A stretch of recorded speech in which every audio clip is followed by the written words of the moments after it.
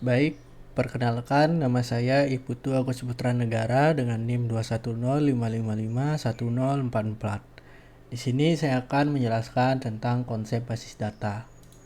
Nah, yang pertama itu ada basis data. Basis data itu adalah kumpulan data yang dikelola sedemikian rupa berdasarkan ketentuan tertentu yang saling berhubungan sehingga mudah dalam pengelolaannya. Melalui pengelolaan tersebut, pengguna dapat memperoleh kemudahan dalam mencari informasi, menyimpan informasi, dan juga membuang informasi. Lalu, dalam basis data itu ada yang namanya key. Nah, key dalam database itu sebenarnya adalah atribut biasa yang ditambahkan deklarasi query tertentu untuk menjadikannya key dari tabel tersebut. Akan tetapi, sama seperti nick dan name, atribut yang dijadikan key harus bersifat unik. Artinya, tidak boleh ada dua data atau dua baris dalam satu tabel yang memiliki atribut key yang sama. Selain itu, atribut yang dijadikan key juga wajib diisi dan tidak boleh dikosongkan. Nah, dalam key itu di database ada dua, yaitu primary key dan foreign key. Lanjut ke PDM. PDM itu adalah physical data model yang sebuah model skema yang berfungsi untuk mengimplementasikan konseptual data model atau konsep pertama sebuah basis data agar siap diimplementasikan menjadi basis data yang sebenarnya. Singkatnya, PDM itu adalah sebuah gambaran atau rancangan dari sebuah database yang akan dibuat nantinya. Nah, dalam tahapan tersebut, hal ini perlu dilakukan untuk proses konsep sebuah model basis data. Hal ini juga sangat diperlukan untuk kelengkapan sebuah proses dari perancangan basis data. Nah, ini adalah gambar dari PDM. Di sini kita membuat ada data customer, data tabel data jabatan, data pegawai, data transaksi jasa, data transaksi spare part dan spare part serta jasa service. Di sini adalah bentuk dari PDM bengkel. Nah, di sini ada PK atau primary key. Nah, primary key ini saling berhubungan dengan tabel-tabel lainnya. Maka akan mudah dipanggil nantinya jika primary key-nya bersifat unik dan tidak sama dengan data-data di dalam yang lain ini. Jadi akan mudah untuk pemanggilannya seperti ID customer dan ID transaksi. Jadi jika customernya melakukan transaksi, maka yang dipanggil adalah ID transaksinya. Jadi itu akan memudahkan sistem untuk mempercepat pencarian. Nah, selanjutnya ada DML. DML atau Data Manipulation Language merupakan perintah SQL atau query yang berhubungan dengan manipulasi atau pengolahan data dalam tabel. Nah, DML itu memiliki 4 bagian atau 4 cara. Nah, yang pertama itu ada select, ada insert, ada update, serta ada delete. Nah, untuk select itu digunakan untuk menampilkan semua record pada tabel yang kita buat nanti. Lalu ada insert. Insert adalah perintah yang memasukkan record baru ke tabel yang dibuat. Setelah itu ada update. Update digunakan untuk melakukan perubahan data dari record sebelumnya. Dan yang terakhir ada delete. Delete digunakan untuk menghapus data yang ada pada tabel. Sekian untuk penjelasan dari basis data serta DML. Selanjutnya saya akan mempraktekkan bagaimana cara kerja DML dan juga dengan query-nya. Baik, di sini saya akan menjelaskan atau mencontohkan bagaimana cara kerja dari DML ini. Nah, yang pertama di sini kita perlu membuat database. Nah, perintah SQL dari query dari membuat database itu adalah create database. Nama databasenya kita buat kampus. Nah, setelah itu kita go atau running ke tabel kampus sudah berhasil kita buat. Nah, selanjutnya kita akan membuat tabel di dalam database kampus. Nah, untuk itu kita perlu perintah yang namanya create. Kita perlu membuat tabel dulu. Nah, perintahnya itu adalah create table dengan nama mahasiswa.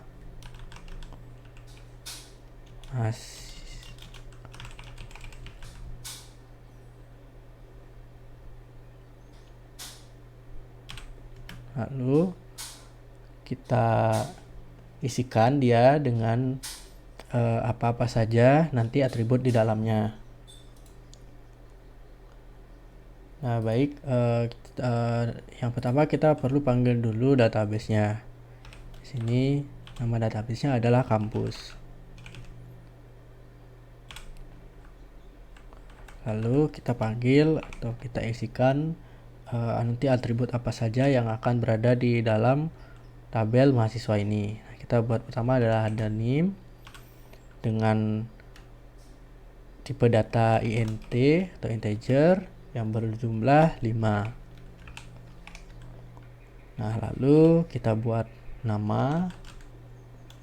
Nah, sisi petik dulu nama. Setelah itu varchar, karena dia bertipe karakter yang kita isikan limit 15. Setelah itu kita buat juga mungkin jurusan. Jurusannya di sini kita buat dulu jurusan. Lalu kita buat varchar juga yang memiliki data limit 15. Nah, lalu kita harus menentukan primary key-nya. Kita buat primary key. Nah, primary key-nya itu ada di name. Maka dari itu kita isikan di sini dengan name. Nah, setelah itu kita tutup. Nah, maka nanti tabel mahasiswa akan bisa kita buat. Ayo kita run. Nah, di sini sepertinya ada error, mungkin ada kesalahan sedikit. Nah, di sini saya akan coba memperbaikinya.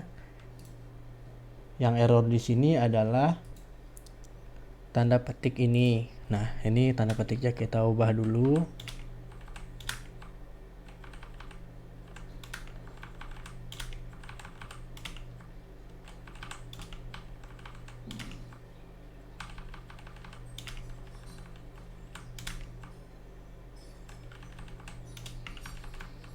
Nah, maka kita run ulang.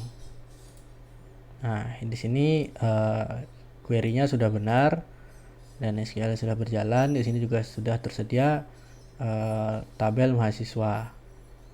Nah, lalu di sini juga sudah ada nama, NIM, dan jurusan.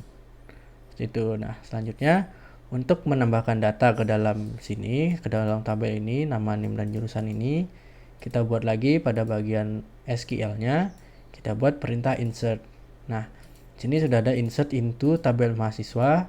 Di sini ada strukturnya dan NIM, nama, jurusan, dan values-nya. Nah, di sini kita masukkan untuk NIM-nya adalah 10 555 1044. Dan di sini namanya adalah Agus Putra. Lalu jurusannya adalah TI.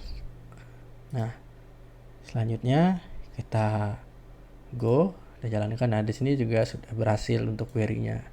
Jadi kita lihat di sini sudah bertambah ada NIM, nama, dan juga jurusan. Nah, oke, kita tambahkan satu data lagi.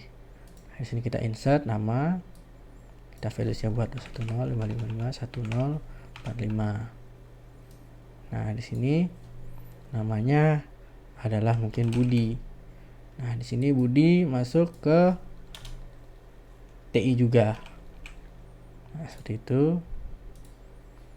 Nah, di sini kita lihat sudah bertambah. Jadi 21055510445 ada Budi dan 21055510444 ada Agus Putra. Nah, setelah itu kita bisa untuk menampilkan semuanya dengan perintah DML yaitu select bintang. Nah, select bintang from mahasiswa ini yang menandakan bahwa kita ingin menampilkan semua data yang berada pada database mahasiswa. Namun jika kita hanya ingin menampilkan beberapa atau sudah menyeleksinya, kita bisa dengan meletakkan where kondisinya. Namun di sini kita akan menampilkan semuanya saja. Nah, lalu di sini akan tampil seperti ini. Nah, datanya akan tampil seperti ini. Nah, baik, setelah itu saya akan mencoba untuk melakukan update dari data yang sebelumnya. Nah, di sini saya gunakan perintah update. Nah, di sini sudah ada set name berapa, nama berapa, jurusan berapa yang mau diganti, dengan where kondisinya yang kita gunakan seperti itu. Nah, namun di sini yang akan saya ubah hanya nama saja. Jadi kita hapus name, juga kita hapus jurusan. Kita hapus dari sini. Nah, kita hanya akan mengubah nama saja. Seperti ini. Kita set nama sama dengan dari Agus Putra, menjadi karena kurang lengkap mungkin Agus Putra Negara. Nah, dengan dimana kondisinya berada di database mahasiswa, berada di database di tabel mahasiswa, dan itu tabel mahasiswa, dan yang kita ubah adalah NIM-nya. Yang kita ubah adalah NIM-nya, yang kita jadikan patokan adalah NIM-nya. Nah, ini kan NIM-nya sama dengan 210.555.1044. Maka di sini akan berubah. Namun di sini ada sedikit error sepertinya. Nah, di sini bagian error itu yang salah adalah di bagian yang sama, yaitu di bagian tanda petiknya. Saya salah masukkan tanda petik. Nah, maka di sini akan bisa dirubah dan sudah berhasil. Jadi Agus Putra Negara, dan kita lihat yang sini tadinya bernama Agus Putra menjadi Agus Putra Negara. Mungkin karena kurang lebar, kita nanti bisa melihat di sini. Nah, kita show saja untuk melihatnya lebih luas lagi. Saya lihat bintang. Nah, ini. Nah, maka tampil seperti ini, Agus Putra Negara.